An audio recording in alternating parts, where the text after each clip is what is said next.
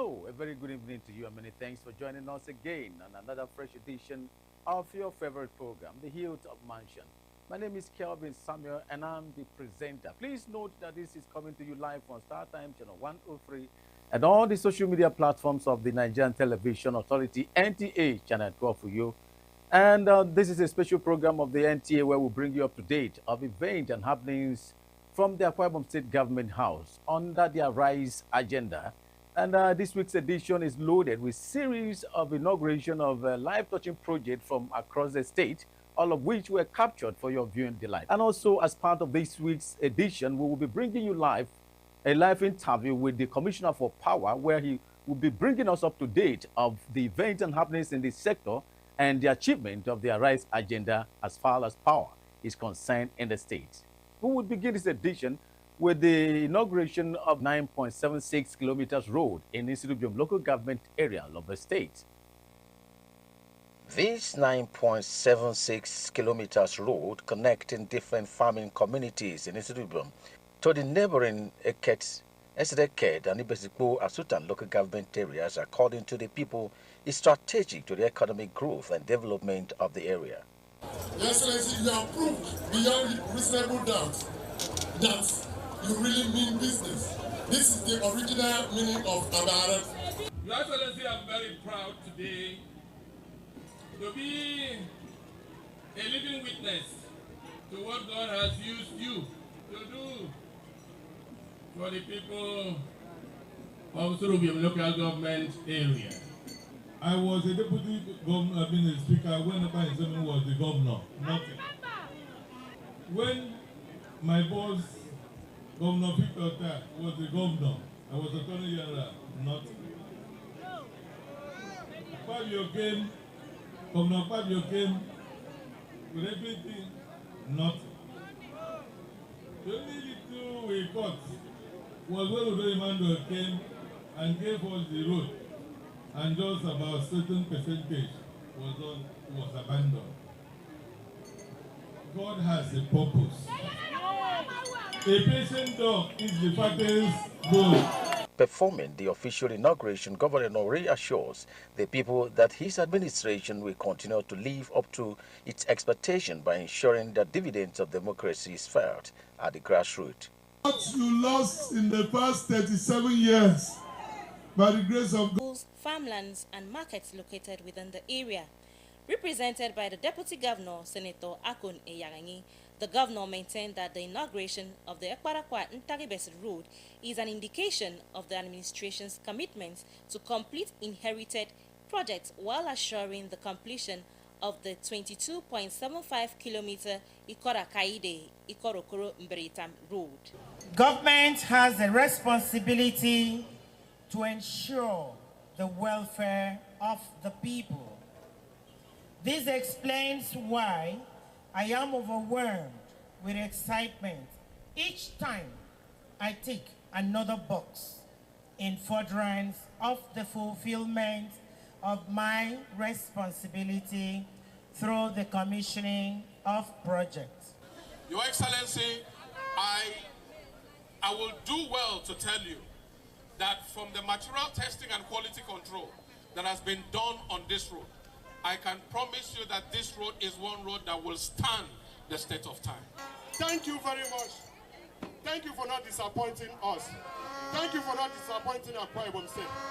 I know in the next couple of days, you are coming back to Rukonam local government area to commission another project here in The people have a renewed hope that the constructed road, which traverses 6 communities, will not only boost the economy of the area, but further open up the local government for more development.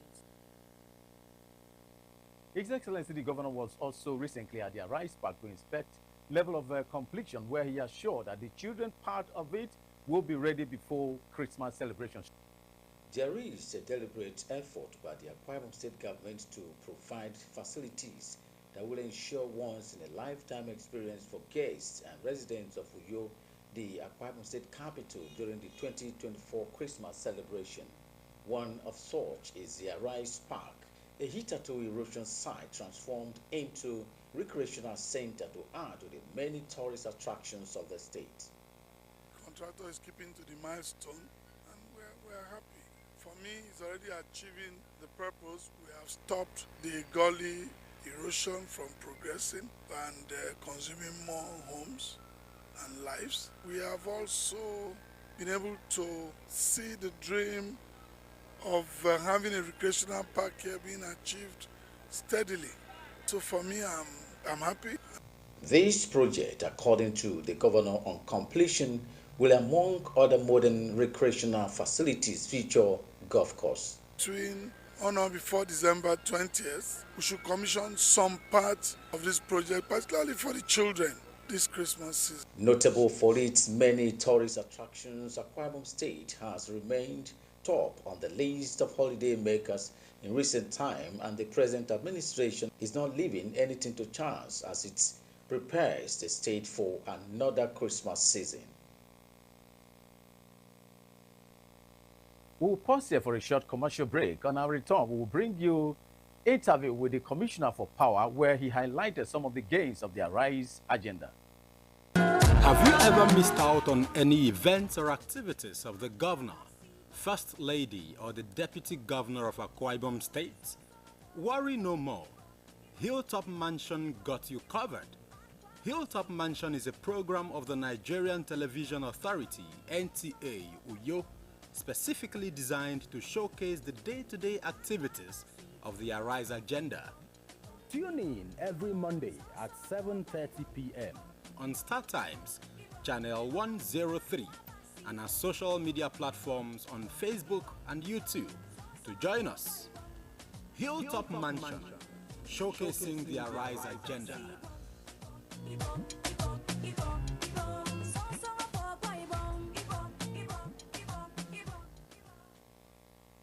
Welcome back and many thanks for staying tuned. Now, let's join the Commissioner for Power for updates from the sector.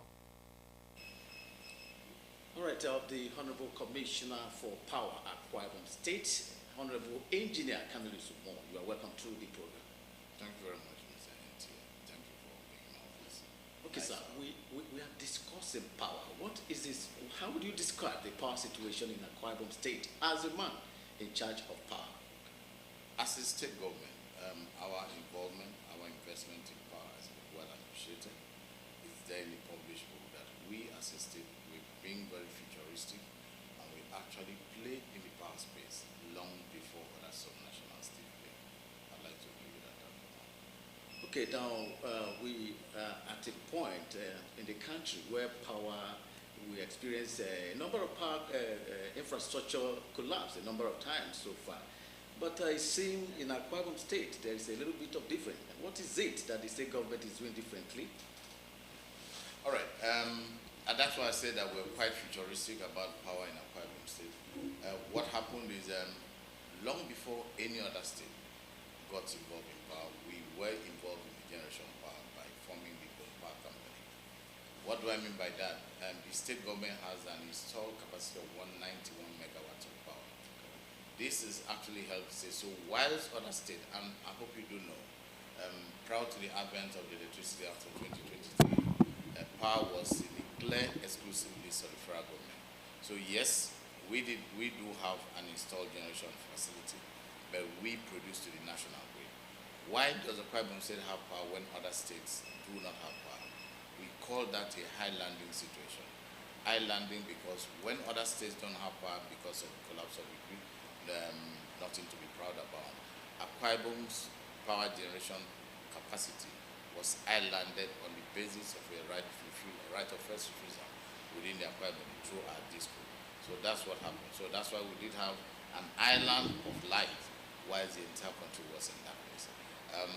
It's something that everybody is not proud about. The 10, 11 outages in the country so far this year is actually it's nothing to be published in the book, but I can tell you that all agencies of government, all MDAs, everybody involved in the power chain, power generation, transmission, distribution, and even the end users themselves, everybody is putting hands on deck to make sure this doesn't happen. But I must appoint at this time that because power is a high capex investment area, it's not something that you have a miracle of happening overnight. It's something that needs planning. It's something that there must be an intentionality of purpose, and it's something that the investment takes time before it matures, because it's a project. So it's not a race. It's a marathon. It's not a sprint. So it's something that when you do investments, when you do planning, you start the construction, you start the installation, and of course the conducting and stringing. It takes time for the dividends to come. Having said that, there is no gainsaying the fact that the power asset infrastructure situation in the country needs a lot of touch-up.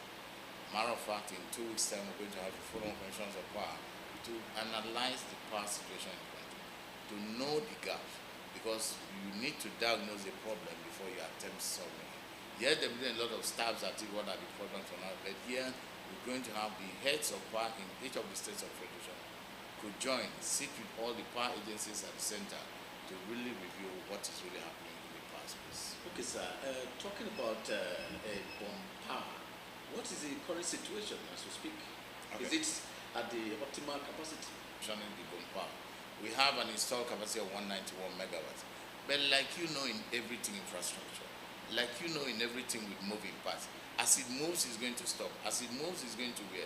As it moves, it needs replacement. Like we all know the story of maintenance and all that. And of course, even the human capacity development aspect of it, they are all intertwined. Again, I must at this point say that though we do have an installed capacity of 191 megawatts, the production actual generation capacity historically in the past 12-24 months has been in the region of 75-90 megawatts an hour. Why do we have this? From a basket, from a boko of problems. Both infrastructure, the parts are not all linked up, the turbine. By the way, we do have 3 turbines there, 38 megawatt, another 38 megawatt, and a 115 megawatt. Like we do, you know, everything that we do have, nothing to be proud about, almost all are important. When they're imported, it means there's an FX element. When they're imported, it means there's an export element problem. Once they're imported, it means there's a sparse inventory holding problem. These are not things that are available nationally or regionally. They have to be imported, so it means there's money, there's capacity, there's timing, and there's a logistic value chain. I'm not holding brief for that, but that's the reality of the situation we find ourselves. Yes, the scheduled maintenance sometimes don't happen often, but then it's a race, it's a marathon, we are on it, we're not stopping. Okay, sir. The present administration is big in rural development, and to take development to rural communities, one has to take power along. What is the present administration doing in this perspective? What is the coverage rate of the entire local government areas of Akwa Ibom State?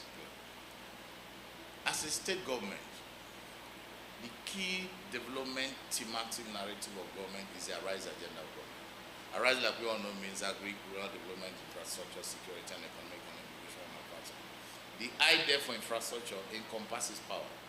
And because we are very intentional about getting rural development and again getting infrastructure work, we have a schedule of 266 communities that are not yet on the grid. But it's not something that just one party can do it well. It's a collaborative effort. They need transformers, they need stringing in terms of wiring and conducting, they need inventorization in terms of the type and numbers of assets you need to put in this community. So we started first by inventorizing the communities that don't have power. Again, we're starting a data gathering system to know what we do in each of these communities. And tell you know, again, maybe I forgot to add the fact, to tell you that the state government really got involved in the power space quite early now.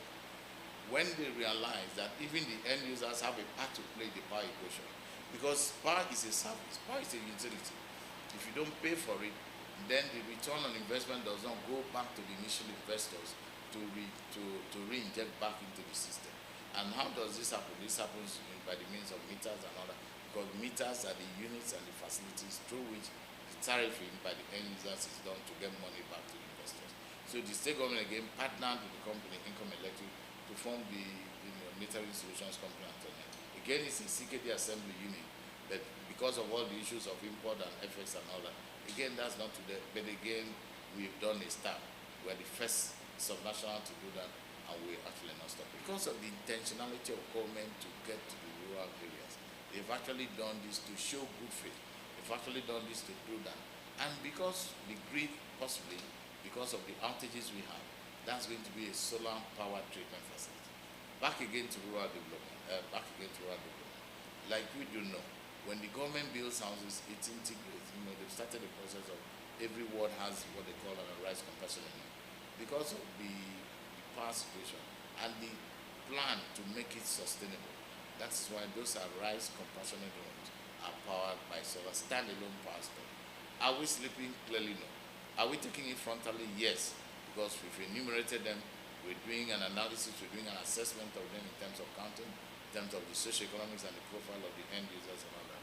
And we're actually making an input into them. We've just finished our 2025 budget, in which we've included the purchase and the procurement of transformers to do a grid extension to places that don't have, to do a line rerouting, line rehabilitation for lines and swords and spans that are down. Again, it's not something that will happen overnight.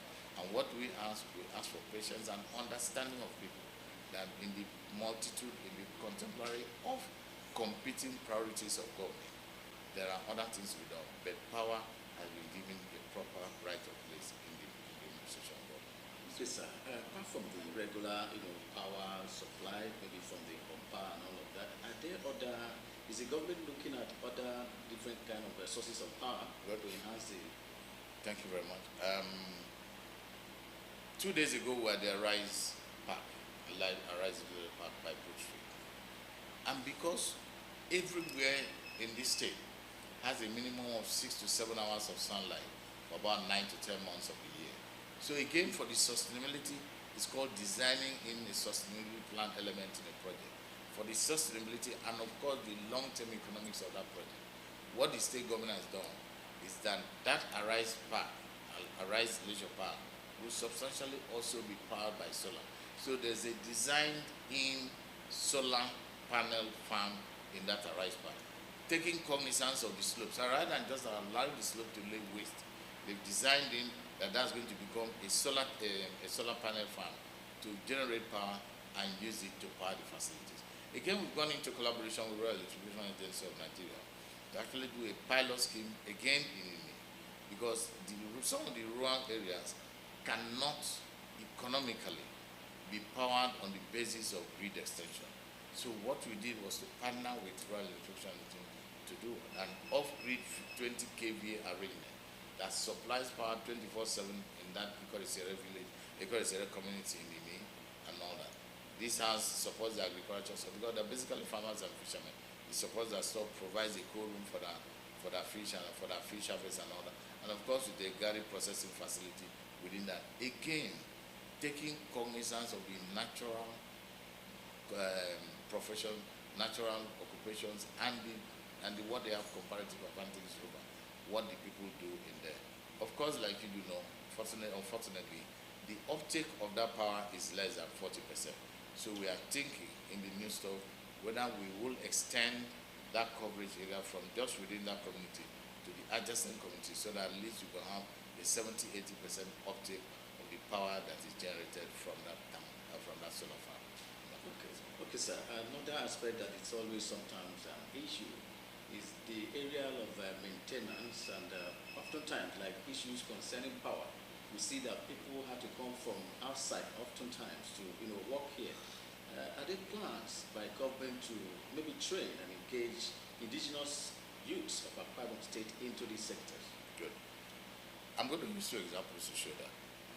Firstly, because grid power, when I say grid power, the one that comes from a national grid, is the base case power source. And this is on the basis of distribution, which we call distribution transformer. What we see in conurbations, living conurbations around. Because, like I said, once anything is fired, it's going to spoil. Once anything is moving, it's going to wear down. Once anything goes down, it needs replacement. We are going to replace people. So as a state government, we have planned to have what we call a transformer repair facility, where transformers that go down can be picked up, replaced, serviced, and then put back in the system. Again, for example, like the bumper, again, I like to use the bumper as an example. I can tell you that presently, the running of that plant is 100% indigenous. Why? Because from day one, during the setup and the construction phase, the engineers, the technicians that were involved were put through were put through the O&M process. Yes, it's not yet 100%, but substantially, the plants and all facilities are planned to be run by indigenous hands-on. Will there be some gaps in the process? Yes. And we must, as a country, we must, as a society, accept the fact that in learning curve, there will always be that teething problem of inefficiency at the start, and at some point in time, when the knowledge level peaks, plateaus, then there will be that maturation. There will have a stability in the supply, the service supply system, ecosystem, as it were. All right, so on a kind of rounding up note this time, what would you say? A few days ago we were on the streets of Uyo, and we happened to speak to some residents, and they are really very, very happy. A number of them said power has improved in the state because when we started noticing the national grid collapse, we had to ask to find out from the people of Akwa Ibom State the situation in their various homes, and we were impressed. But that's those within Uyo. But to those who are yet to be captured, and of course, those who are within Uyo that are already enjoying power, what would be the message from your office today to the entire Akwa Ibom people? Clearly, for Akwa Ibom people, my talk, my put out is always the journey of 1,000 miles starts with a day, it starts with a step. And then what you gauge your government on? You gauge your government on sincerity of purpose, on a commitment to do well. And then the historical precedent, what have they done? How have they done? How has been the management of the state resources in the period thus far? Have they shown good faith? Has there been a demonstration of good faith? Can you see, is there an evidence of what they're doing? Example, like we're really trying to make sure that the secretariat is on 24/7 power, because we've got a lot of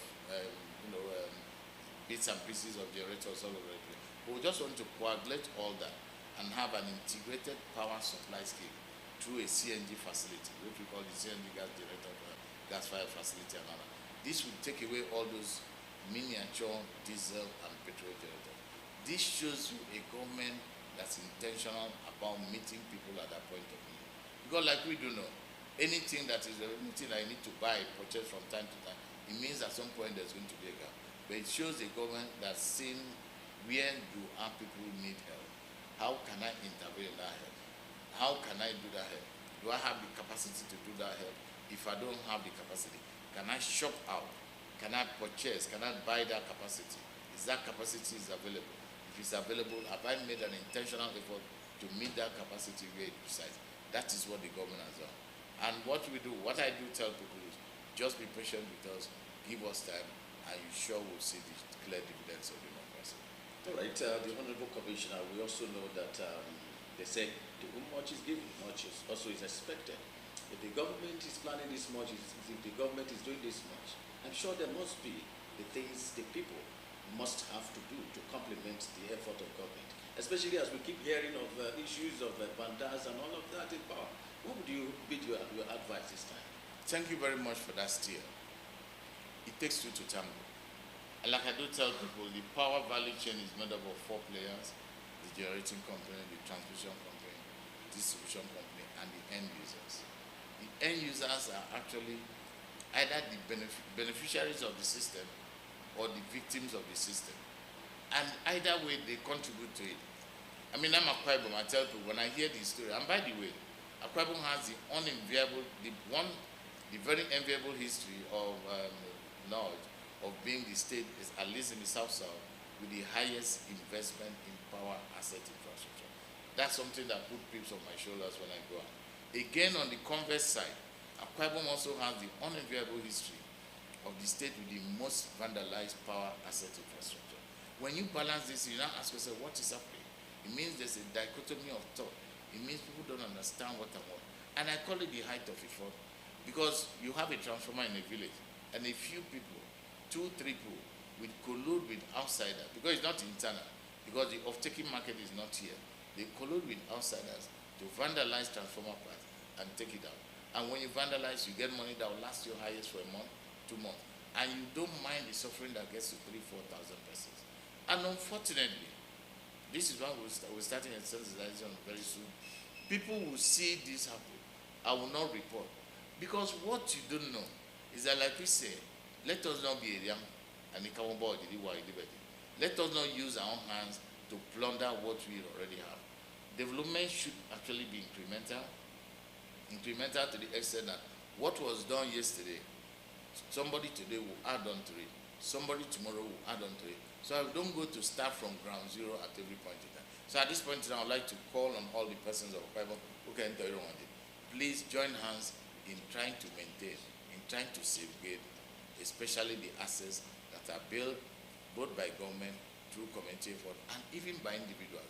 Because it is only by incrementally adding to our stack of assets that development happens. Thank you very much. All right, thank you so very much, the Honorable Commissioner, for your time. Always my pleasure. I want to believe that the people out there are having good time listening to you, and to those of them who are found in the other side of it, vendors, they need to have a rethink, knowing fully well that this, if government is this intentional about making power available in our Bible state, all hands must be on there. We do hope to be coming back once in a while for update. As you already said, power is very critical to the economy.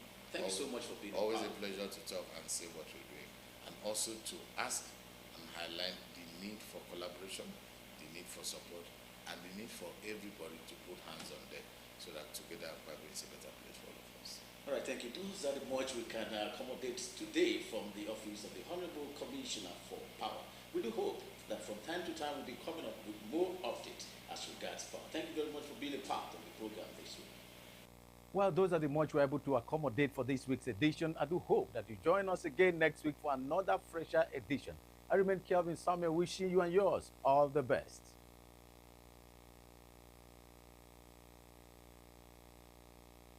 Aqua